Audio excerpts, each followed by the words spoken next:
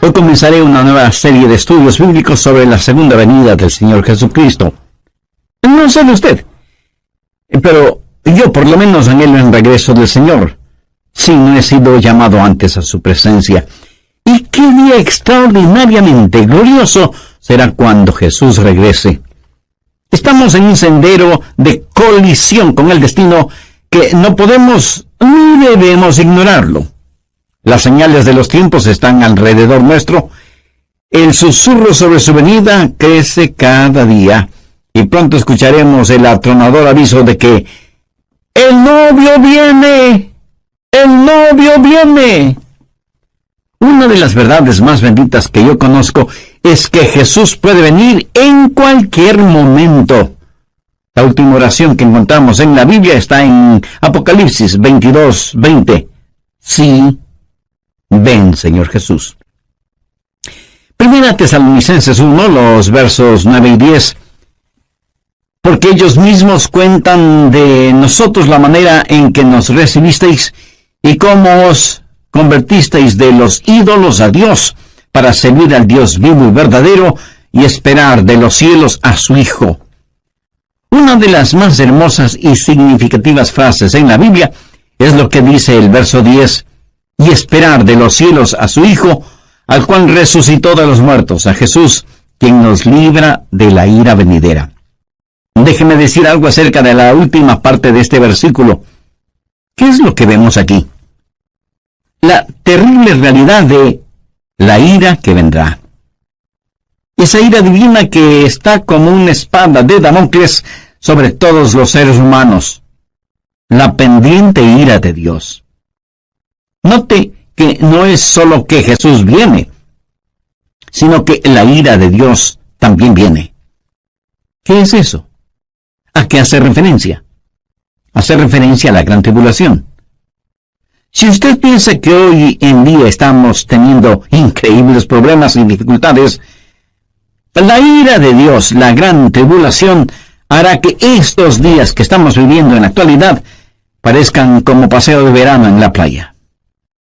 La ira de Dios, la gran tribulación, será un tiempo infernal en la tierra, será un tiempo de indescriptible sufrimiento. El profeta Daniel advirtió sobre este tiempo. Anota al margen Daniel 12:1. Y será tiempo de angustia, cual nunca fue desde que hubo gente hasta entonces. Será un tiempo de sufrimiento sin paralelo en la historia. Y el Señor Jesús también advirtió sobre esto. Busque Mateo 24, desde el verso 21. Porque habrá entonces gran tribulación, cual no ha habido desde el principio del mundo hasta ahora, ni la habrá. No estamos hablando de una tribulación normal, no estamos hablando de los tiempos oscuros y terribles que los creyentes han conocido y vivido a través de los siglos. Estamos hablando de un tiempo sin precedentes. Daniel habla de tiempos problemáticos. Jesús habló de la gran tribulación y Pablo lo identifica como la ira que vendrá. En el capítulo 6 de Apocalipsis se describe la ira que vendrá. Veamos desde el verso 15. Y los reyes de la tierra y los grandes, los ricos, los capitanes, los todopoderosos y todo siervo y libre, se escondieron en las cuevas y entre las peñas de los montes y decían a los montes y a las peñas, caed sobre nosotros y escondednos del rostro de aquel que está sentado sobre el trono y de la ira del Cordero.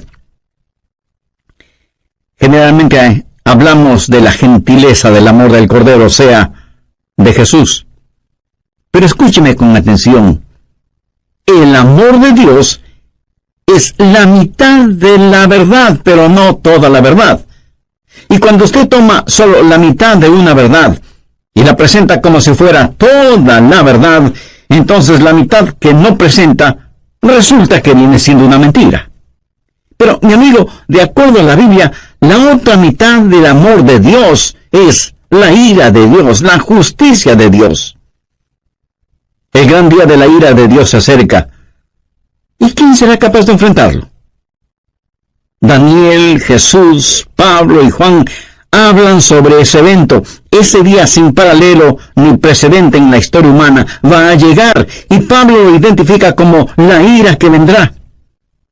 Con todo lo que sucede a nuestro alrededor en nuestros días, bien se podría decir que las llamas del juicio de Dios están ya apareciendo en el horizonte. Apocalipsis 6, desde el verso 1. Vi cuando el Cordero abrió uno de los sellos, y oí a uno de los 4 seres vivientes decir, como con voz de trueno, ven y mira. Cuando usted escucha truenos, ¿qué es lo que espera? Pues una tempestad, ¿verdad? A Juan se le dijo que mirara. ¿Y qué es lo que él vio? Veamos en el verso 2. Y miré, y he aquí un caballo blanco. Vamos a ver 4 jinetes en sus caballos, cabalgando durante la gran tribulación. Algunos llaman a estos los 4 jinetes del Apocalipsis. Y todo esto no es más que una descripción de la frase que Pablo usó cuando dijo, la ira venidera. El primer caballo es el blanco, de dominio. Juan dice, y miré, y he aquí un caballo blanco, y el que lo montaba tenía un arco, y le fue dada una corona, y salió venciendo, y para vencer. ¿Quién es este que monta en un caballo blanco? Mi amigo no es otro que el anticristo. Es la simbología bíblica. Un caballo blanco significa dominio, conquista, triunfo, y durante ese tiempo, el Mesías del diablo, el anticristo, regirá en el mundo. Tiene un arco en su mano, lo cual es símbolo de poder. Tiene una corona en su cabeza, lo cual también significa dominio. Y si usted me pregunta, ¿el mundo en realidad será gobernado por el anticristo? Absolutamente cierto. Jesucristo fue muy claro al respecto. Busque Juan 5:43. Yo he venido en nombre de mi Padre, y no me recibís. Si otro viniere en su propio nombre, a ese recibiréis. Jesús dijo que no le recibimos a él, que es el verdadero Cristo, pero sí recibiremos al anticristo, que vendrá montado en un caballo blanco. De paso, quiero compartir con usted lo que leí en un periódico y que tiene que ver con un nuevo símbolo propuesto para las Naciones Unidas. ¿Sabe cuál es ese nuevo símbolo? Un caballo blanco. El artículo dice que el caballo blanco es símbolo de paz, y cito textualmente parte de lo que dice el periódico. La paloma, como símbolo de paz y fraternidad entre las naciones, enfrenta a un competidor, un caballo blanco. El diseño del caballo blanco fue donado con el propósito de unir pacíficamente los 5 continentes, simbolizado a través de la fortaleza del caballo que asegura libertad y unidad. En la cabeza del caballo habrá 5 cintas de diferentes colores que representan los 5 continentes: Europa, Asia, África, América y Australia. Así que se está impulsando un nuevo símbolo de paz, un caballo blanco, para que unifique al mundo. Y Daniel, haciendo referencia al anticristo, dice que por medio de la paz destruirá a muchos. Segundo, el caballo rojo de la destrucción. Apocalipsis 6:4. Y salió otro caballo, bermejo, y al que lo montaba le fue dado poder de quitar de la tierra la paz, y que se matasen unos a otros, y se le dio una gran espada. El caballo rojo de la destrucción, rojo como el color de la sangre. Y cuando este inspirado anticristo cabalga para conquistar, en su diabólico cerebro no habrá más que esa idea, conquistar, y habrá guerra y terror y destrucción, y la sangre roja lo manchará absolutamente todo. ¿Alguna vez usted ha pensado en nuestro mundo presente, armado hasta los dientes, con toda clase de armas de destrucción? El Medio Oriente es un verdadero polvorín, y en realidad nadie sabe qué naciones tienen armas biológicas o capacidad nuclear o termonuclear. Un gran general norteamericano dijo: sabemos mucho más acerca de la guerra que de la paz.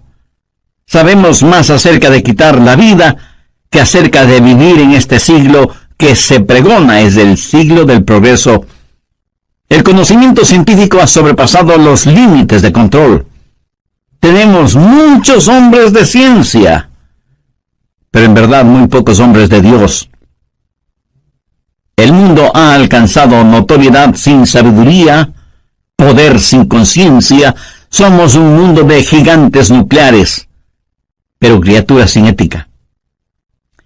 Todo lo que sucede en el mundo está llegando a su clímax.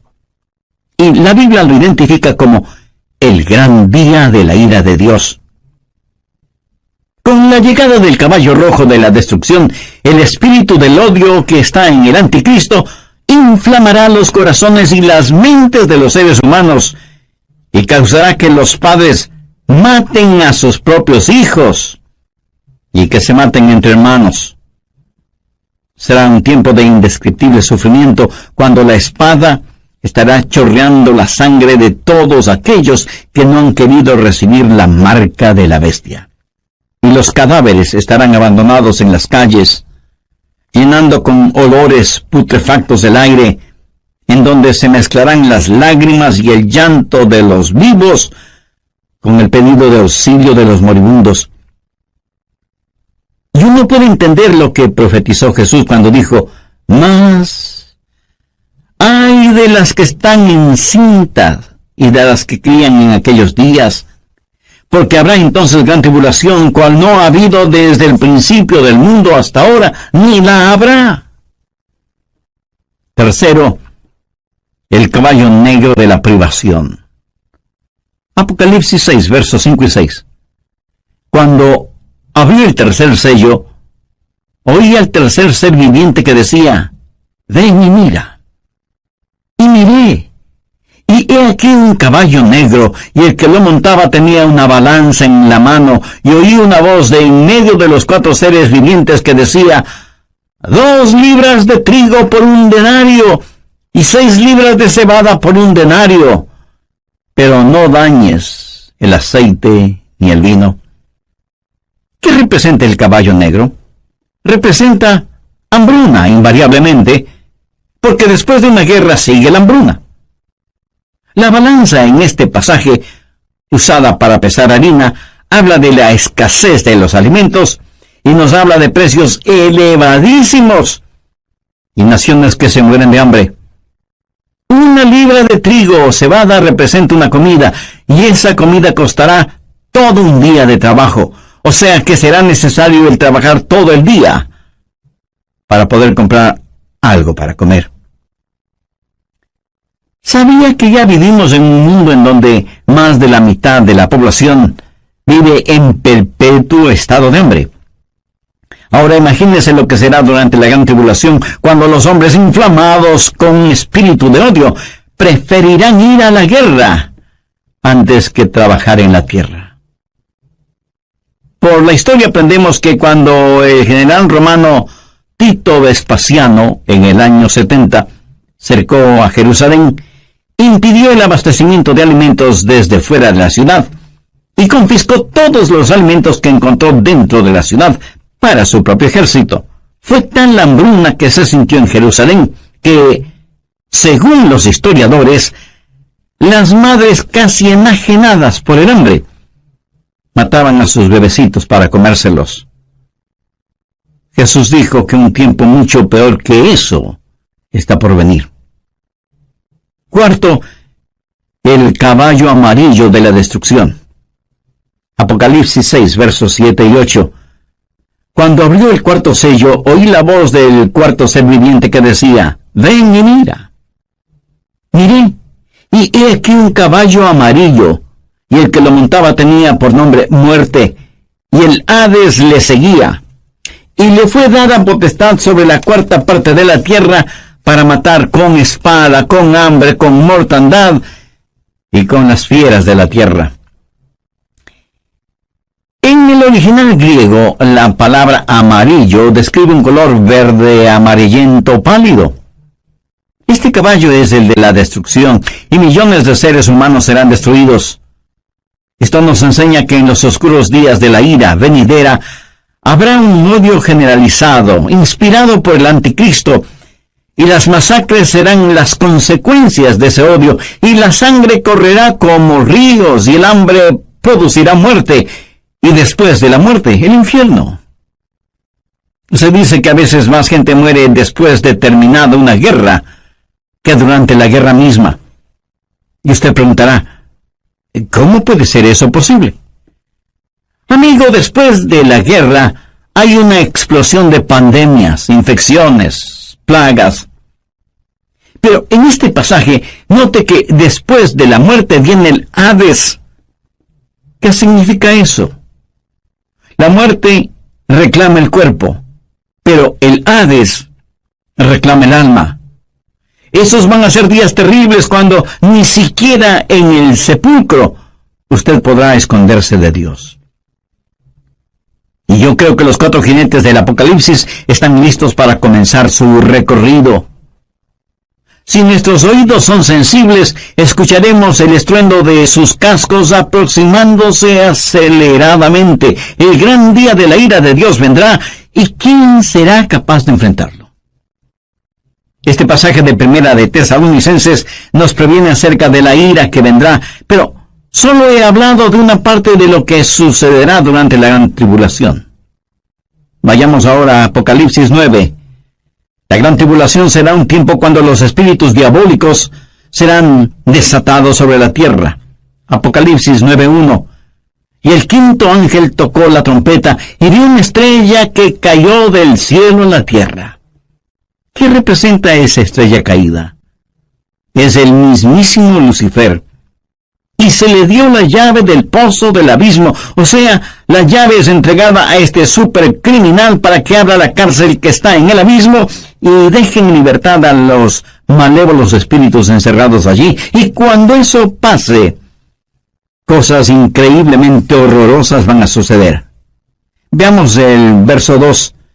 Y abrió el pozo del abismo, y subió humo del pozo como humo de un gran horno, y se oscureció el sol y el aire por el humo del pozo, y del humo salieron langostas sobre la tierra, y se les dio poder como tienen poder los escorpiones de la tierra.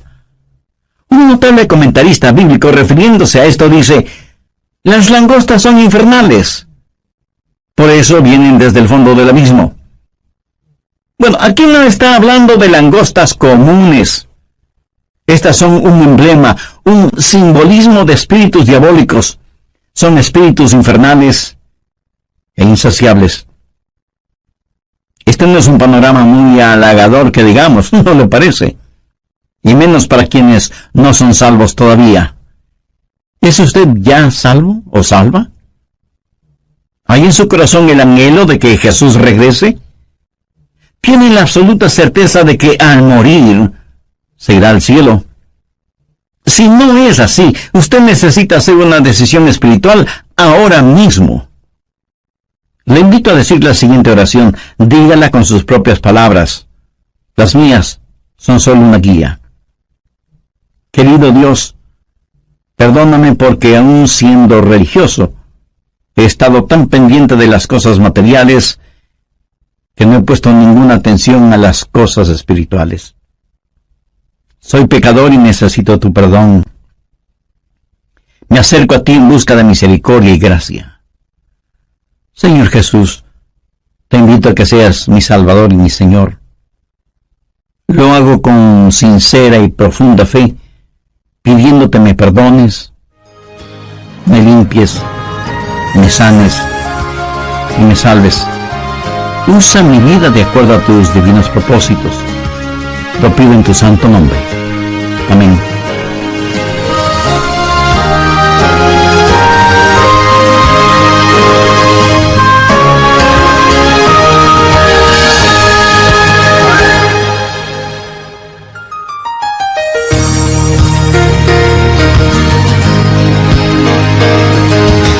Como siempre, hacemos llegar a todos ustedes nuestro cordial saludo de bienvenida al programa El Amor que Vale. El Dr. Adrian Rogers presenta la serie Nuestro Rey Viene Pronto. Antes de que un reino declare guerra a otro reino, ¿qué es lo que hace primero? Llama a sus propios ciudadanos a que salgan de ese reino antes de declarar la guerra. Antes de que Dios hiciera llover fuego y azufre sobre Sodoma, el ángel le dijo a Lot: no puedo hacerlo hasta que tú salgas de aquí. Lot y su familia fueron sacados de la ciudad antes de que la ira de Dios se hiciera una realidad. Dios los salvó sacándoles de la ciudad. Antes de que Dios enviara el diluvio en tiempos de Noé, ¿qué es lo que hizo? Arrebató a Enoc antes del diluvio para que fuera como un retrato, una ilustración de que antes de que Dios derrame su ira, Dios salva a los suyos.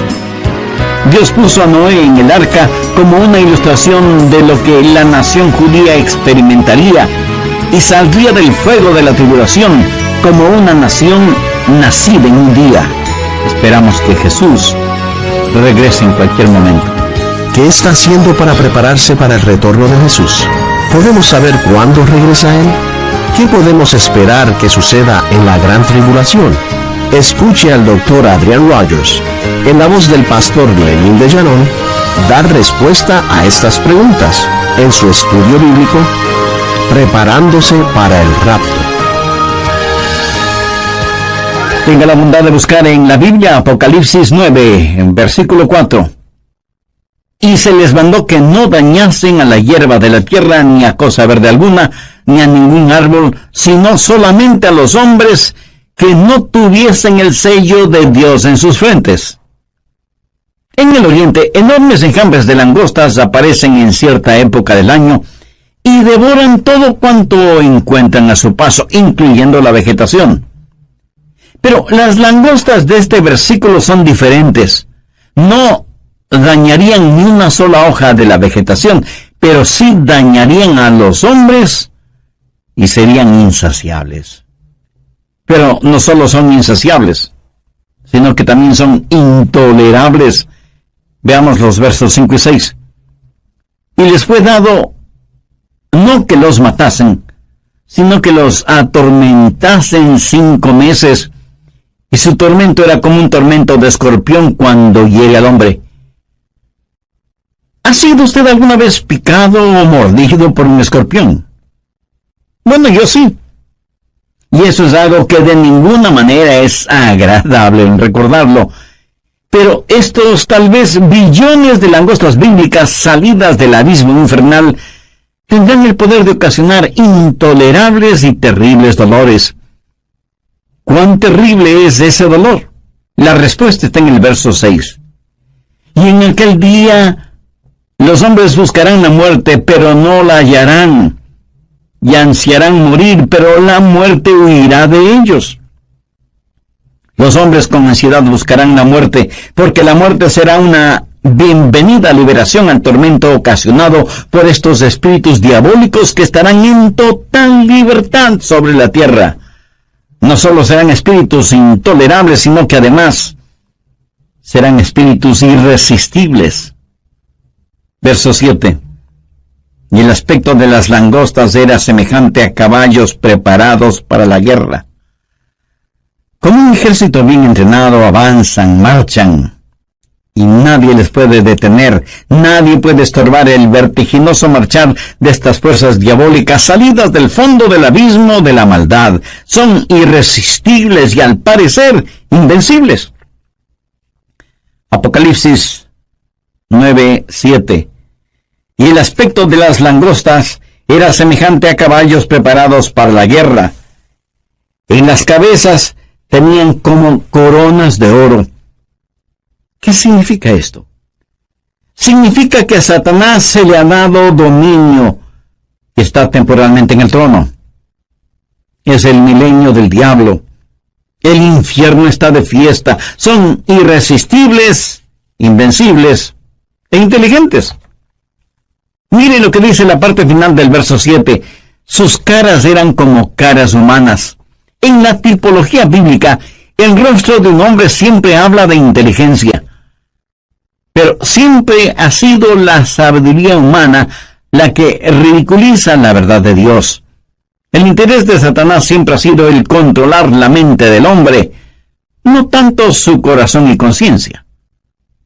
Los espíritus diabólicos implantan en nuestras mentes ideas de cómo debemos aprender acerca de las estratagemas seductoras de Satanás, pero son estratagemas insidiosas. Verso 8. Tenían cabello como cabello de mujer, sus dientes eran como de león. Mi amigo, estas no son langostas ordinarias. El cabello de mujer habla del carácter seductor y atractivo de las fuerzas diabólicas. La Biblia nos advierte acerca de los espíritus seductores, y el diablo seducirá a millones con encantos femeninos, pero debemos mirar más allá de todo lo que ofrece como atractivos este ángel de luz, porque él es en verdad un león rugiente. La Biblia dice, sus dientes eran como de león, para devorar y destruir a quienes caen en sus garras, insidioso y engañador, con pelo como de mujer, pero con colmillos de león. Los espíritus diabólicos son además insensibles. Veamos el verso 9. Tenían coraza como corazas de hierro. ¿Qué significa esto? Que por un periodo de tiempo ellos eran inmunes a cualquier daño. A los débiles y pecadores seres humanos no les servirá de nada el tratar de luchar. ¿Cuán frecuentemente desestimamos el poder de Satanás y nos reímos y hacemos bromas al respecto? Lo cual es una necedad, porque estos espíritus diabólicos son insensibles e inescapables. Note lo que dice la segunda parte del verso 9. El ruido de sus alas era como el estruendo de muchos carros de caballo corriendo a la batalla. Por todas partes el aire está lleno con los ruidos de estos espíritus diabólicos, a quienes usted ni puede ganar en astucia, ni nada. Veamos ahora el verso 10. Tenían colas como de escorpiones y también aguijones, y en sus colas tenían poder para dañar a los hombres durante 5 meses.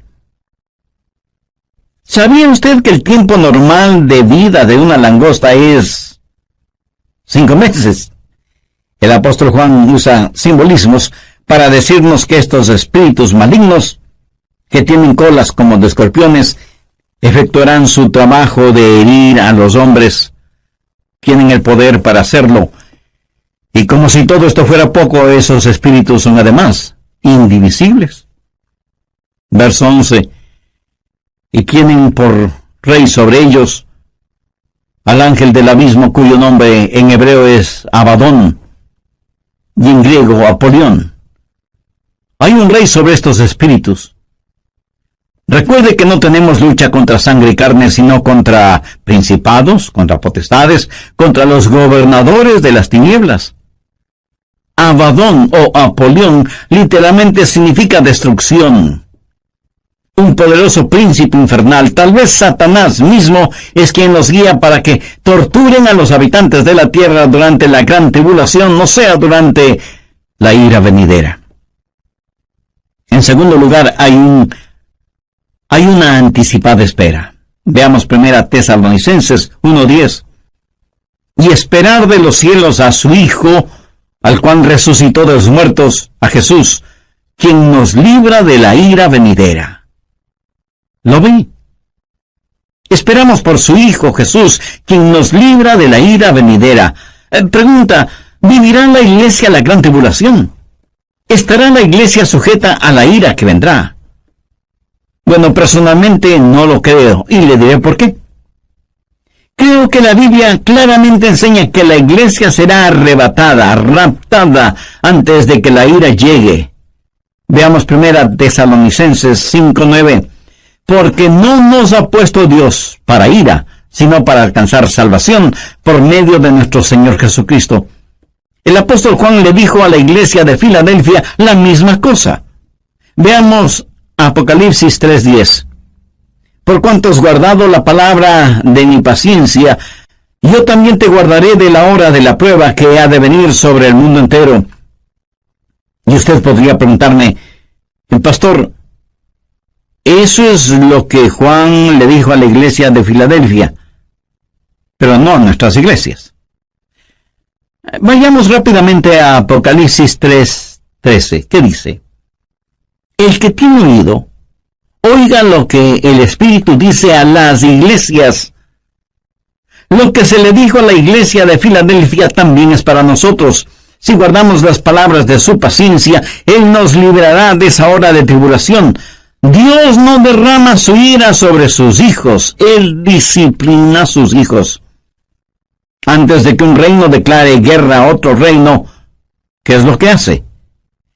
Llama a sus propios ciudadanos a que salgan de ese reino antes de declarar la guerra. Antes de que Dios hiciera llover fuego y azufre sobre Sodoma, el ángel le dijo a Lot, no puedo hacerlo hasta que tú salgas de aquí. Lot y su familia fueron sacados de la ciudad antes de que la ira de Dios se hiciera una realidad. Dios los salvó sacándoles de la ciudad. Antes de que Dios enviara el diluvio en tiempos de Noé, ¿qué es lo que hizo? Arrebató a Enoc antes del diluvio para que fuera como un retrato, una ilustración de que antes de que Dios derrame su ira, Dios salva a los suyos. Dios puso a Noé en el arca como una ilustración de lo que la nación judía experimentaría y saldría del fuego de la tribulación.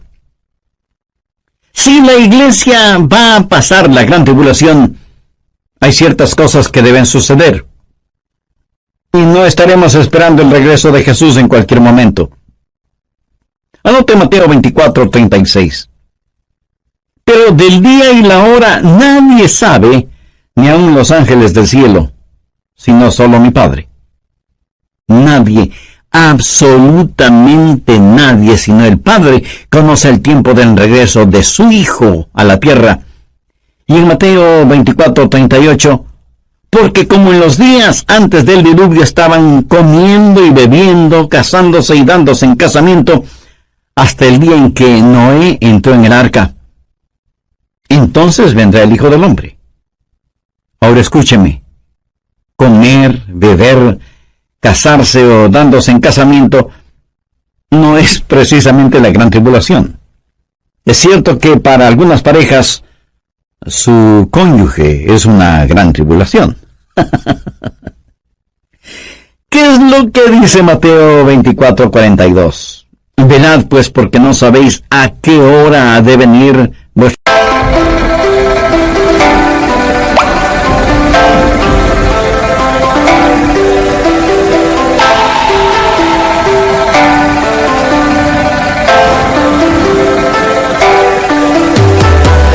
Buồn mà cất lời không lên, người đi mất mà nhất thời không quên, làm u tối dù đất trời không đêm, kể từ khi sống nơi đất trời không an. Đầu quay cuồng trong hơi men, đôi chân từ nơi quen, dấu vết chẳng hề phai, và rồi chỉ có ta và vô tình khơi thêm ký ức lung lơ êm mà đã từng kể vai và màu. Chẳng cần thiết phải viết lên sử sách, mà lại phải nếm trải chuyến não này. Chẳng thể biết thời tiết đẹp như tranh, thực ra là đằng xa có một cơn bão về. Chẳng cần nơi hay chờ đến vạn kiếp, đời ta được cạn kiếp cho hết phần giao đôi, rồi chẳng thể nỡ được vỡ một nhân viên, nên ta chỉ khấn nguyện chọn đời này chung lối thôi. Những kẻ suy nghĩ tới điên thường, mê tưởng tới thiên đường, in ơn được tô điểm nhưng hận tạo hóa tuyệt nhiên, có ai đành đến em thành anh đài tình ta như hồ điệp vẫn mãi giữ riêng đây và giây phút khắc sâu. Chẳng yêu ai mà từng chút mắc câu, sở hôn hút khuất sau và đến lúc chắc đau hạnh phúc đâu cần chỉ cho phút bắt đầu. Nhớ đến cái lúc còn gió sương rơi đầy, nhớ hình bóng người nào đó vương nơi này, trong vẻ tình khắc mong có được đôi tay ở cùng lau đi đường đi khi mà đường hơi cay. Sai một nửa và bước qua cuộc đời khi người ta đi vĩnh viễn mà chúng ta chỉ tạm chú lấy đau phút ngày nhau tìm đến nhau phút ngày sau mình đến nơi hoàng tuyển và có hoa đỉnh ạ.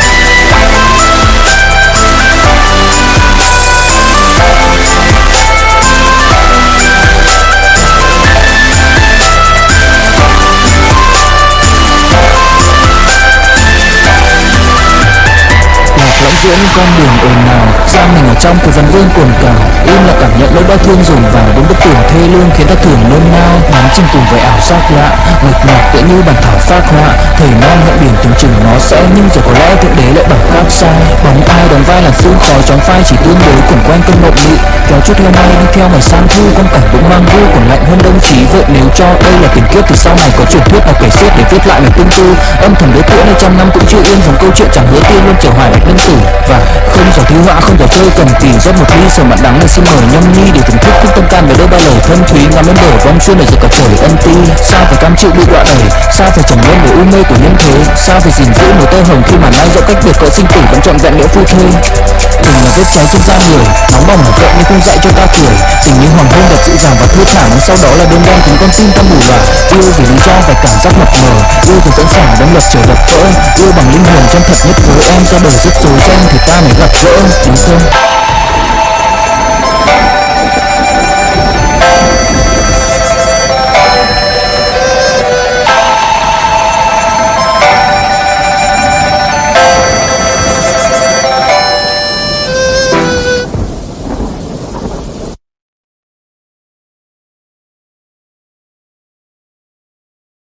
Señor. Y en el verso 44 leemos: por lo tanto, también vosotros estad preparados, porque el Hijo del Hombre vendrá a la hora que no pensáis. Si la iglesia va a pasar por la gran tribulación, puedo simplemente comenzar a marcar los días. La tribulación durará 7 años. La divido en 2 periodos de 3 años y medio y puedo comenzar a contar. Pero la Biblia dice que debemos esperar por Jesús, debemos esperar su regreso de los cielos. No debemos estar esperando la tribulación. Marcos 13, versos 32 y 33 dicen: pero de aquel día y de la hora nadie sabe, ni aun los ángeles que están en el cielo, ni el Hijo, sino el Padre. Mirad, velad, llorad, porque no sabéis cuándo será el tiempo. Una y otra vez el Señor nos dice que debemos estar listos. Él nos ha librado de la ira venidera. Si la iglesia va a pasar por la gran tribulación, entonces, en vez de estar mirando hacia arriba, debemos estar mirando alrededor, esperando no a Cristo, sino al anticristo. No habrá la esperanza bendita, y la muerte sería mucho mejor que pasar por la tribulación para llegar al reino. Sí, hay una ira pendiente, pero también hay una anticipada espera. Nosotros esperamos por Jesús. Hay también un servicio ejemplar. ¿Qué debemos hacer? Pues estar listos para el rapto. ¿Cómo los creyentes de la iglesia primitiva se preparaban para el rapto? Veamos 1 Tesalonicenses 1:9. Porque ellos mismos cuentan de nosotros la manera en que nos recibisteis y cómo os convertisteis de los ídolos a Dios para servir al Dios vivo y verdadero y esperar de los cielos a su Hijo, al cual resucitó de los muertos, a Jesús, quien nos libra de la ira venidera. En primer lugar, si usted quiere estar listo para el rapto, necesita convertirse de sus ídolos a Dios. Y alguien dirá: nosotros no tenemos ídolos. Oh, sí que los tenemos. Ídolos viejos con nombres nuevos. En vez del dios Mamón, que representa avaricia, ahora es el dios ambición. En vez del dios Baco, que era el dios del desenfreno y la borrachera, ahora le llaman el dios de la hora feliz. En vez de la diosa Afrodita, que era la diosa de la lujuria sexual, ahora la llaman la revolución sexual.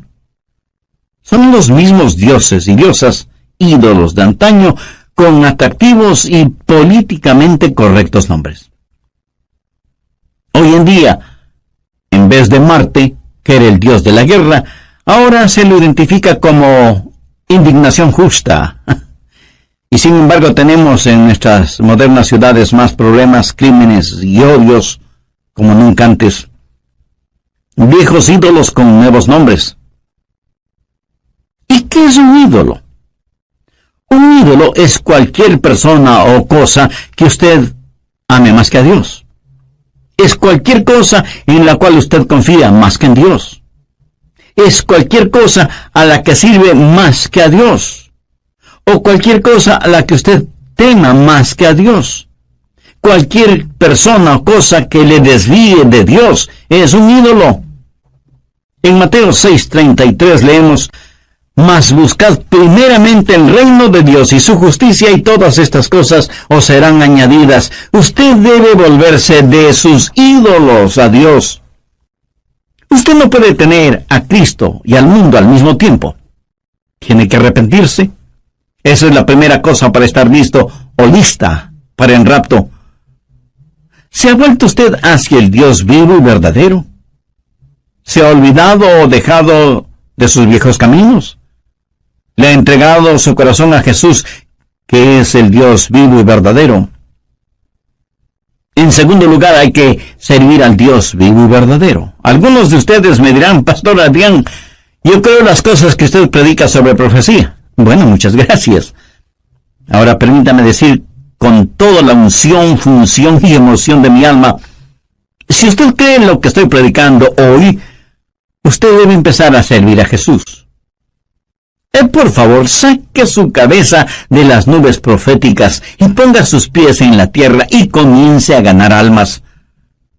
La verdadera prueba no es si usted cree o no lo que estoy enseñando, sino lo que usted va a hacer para prevenir a los hombres de la ira que vendrá.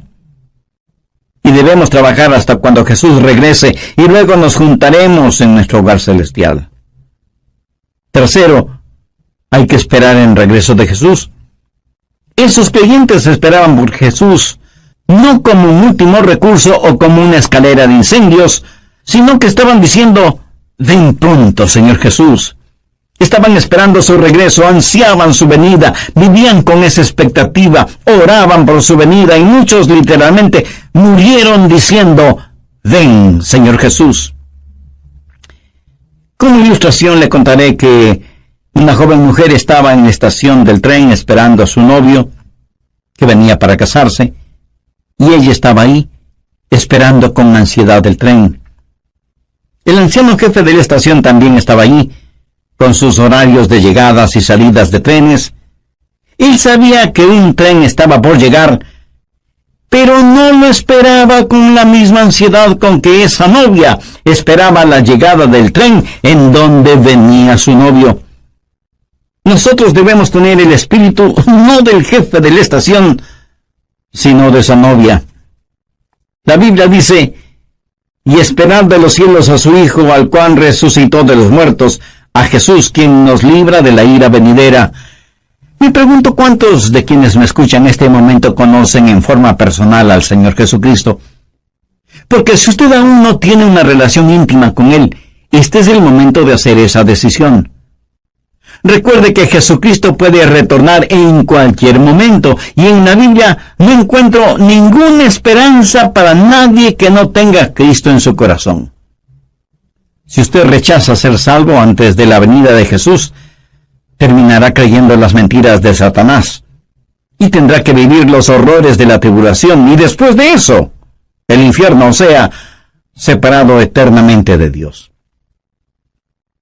Y si me pregunta cómo puede ser salvo, lo primero que tiene que hacer mi amigo, mi amiga, es dejar sus ídolos y buscar al Dios único y verdadero, y por fe pedir la presencia de Jesús en su vida.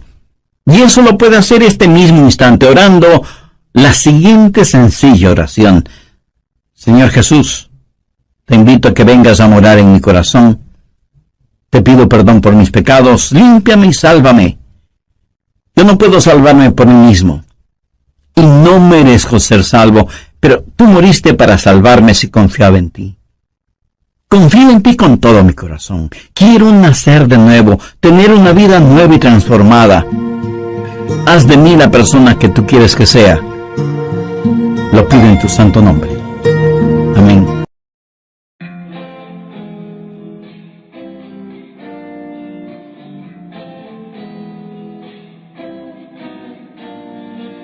Cuộc đời thật vui khi ta có nhau trong đời. Một ngày cứ thế trôi qua và ta nhận lại bao nhiêu tiếng cười. Mình chở nhau đi quanh phố phường. Anh là người khiến con tim em mất hương. Chỉ cần ngày và nắng lên, đèn Facebook được sáng tên là cuộc đời của ta cứ trôi như êm đềm. Chỉ cần ngày và nắng lên, đèn Facebook được sáng tên là cuộc đời của ta sống trong mini game. Mình nhảy múa trong phòng toàn hơi men, cùng đắm say trong điệu nhạc của mình. Mình cùng đưa nhau sang Paris, để ngân trái tim ta buồn thì làm những điều mà ta muốn khi nhạc trình thì ta xuống uống cạn ly khi trái đến nơi đây vẫn còn suy. Đừng mơ đến được với như hồng màu, bất chế độ yêu anh như tình yêu màu hồng.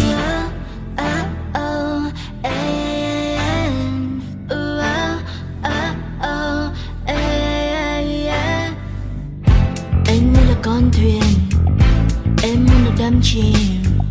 Anh như là cơn nghiện, làm con tim em yêu đến phát điên. Mình chở nhau đi quanh phố phường. Anh là người khiến con tim em mất. Cause I don't give a fuck what you say. Yeah, I'ma do shit my way. So you can go kick rocks, I'ma stack bricks up, build what I want to make. Yo, I got a lot of shit to say, so I'ma do this every day. I'll be writing things until I'm fucking buried in my grave. 6 feet deep under, but my body won't decay. Cause my messages are timeless, so they'll put them on display. Oh yeah, I rap with a certainty, I have a sense of urgency. A message for eternity, for everyone internally. I had some people burning me, but now they fucking learn to see I ain't the one to fuck with. Now they looking nervously, and I don't really care what you think of me respectfully. You can kick rocks if you think you're fucking better, see. I will outwork you, turn you to an enemy. Hurt you so bad that you're gonna need some therapy. I got the motherfucking recipe. I've been cooking up hits, I'ma leave a legacy. You'll be looking small when you're standing right next to me. I'm 5'10", bitch, but I'm 10 feet. Cause I don't give a fuck what you say. Yeah, I'ma do shit my way. So you can go kick rocks, I'ma stack bricks up, build what I want to make. Cause I don't give a fuck what you say. Yeah, I'ma do shit my way. So you can go kick rocks, I'ma stack bricks up, build what I want to make. Yeah, I'ma do it my way.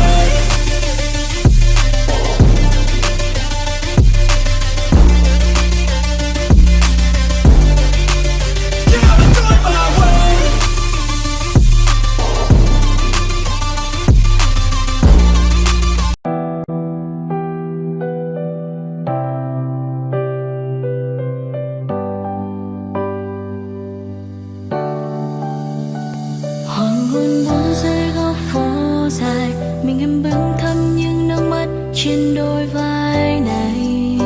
Anh không bên cạnh, giờ khỏi vòng tay ấy là những vụn vỡ. Nơi phố vắng đã cũ một xa, ta chẳng còn đón đưa nhau khi bão giông tố ngày mưa. Và dòng ký ức đã cất sau lưng rồi, mà mình giờ đã khuất lát phát sau con đường. Chỉ còn lại mình em lang thang nơi góc tối, là vầng giờ đang mưa dòng người dần đưa thức qua một giờ. Tìm lại bình yên cũ, nơi ta có nhau và giờ chỉ còn thương nhớ. Nơi đây em mang em vẫn chưa thể quên đi những quá khứ ai ta hiện về. Và em vẫn thương anh, dù cho nỗi nhớ kia có phai mờ, dù cho bao khoảng cách có đánh đổi bằng sự lặng im. Và em vẫn sẽ chờ cho đến khi anh quay về, chờ lại bên em, ở lại bên em.